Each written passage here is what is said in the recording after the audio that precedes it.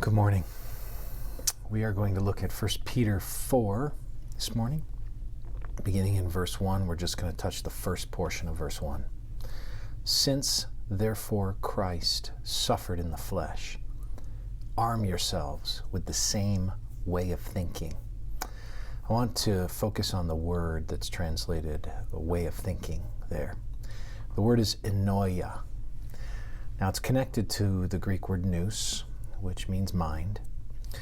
The same way of thinking, the same enoia. I remember a number of years ago, I was in Turkey and making my way through the ruins of Ephesus, some of the greatest ruins that are available to see in the ancient world. As I walked down, you could look down a ways as the main street, the main ancient street, angled down, and you could see the facade of the great ancient library in Ephesus. As you got closer, you could see that there were 4 key pieces of artwork that were done and engraved on the library. One of those, they each have 4 Greek terms. So each had one Greek term, 4 total Greek terms. And one of the Greek terms was the word enoia, way of thinking. Now, why was that on that library?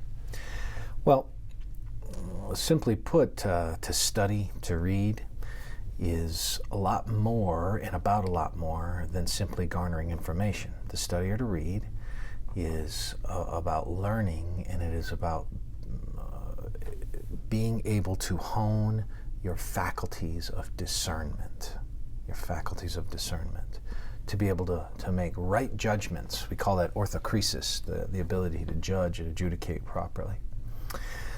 This term, the only other place this term is used in the New Testament is Hebrews 4:12, and that's the famous verse about how the Word of God is living and active, and how it cuts us open and exposes, the text says, the enoia of the heart, the intent of the heart, the thing that precedes your actions. So when he says here, since therefore Christ suffered in the flesh, arm yourselves with the same way of thinking, he's saying arm yourselves with the same capacity for moral discernment that Jesus had.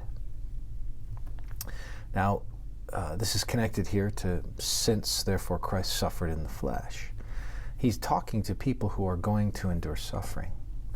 And he wants them to let that suffering arm them with a kind of moral discernment that they learn about the world around them. They learn about themselves in the context of suffering.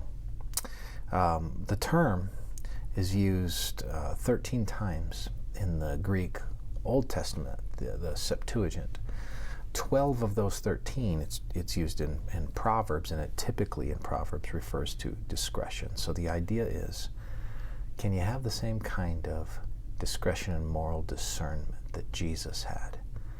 So as you go throughout your day, and as you weather ups and downs, and as you deal with life, remember that Christ has called you to a life where in that suffering you would not merely pine or dwindle or wilt, but rather you would learn from that suffering how to morally discern things in life and make the right decisions, and you'd be better for it. May the Lord bless you as you go throughout your day today.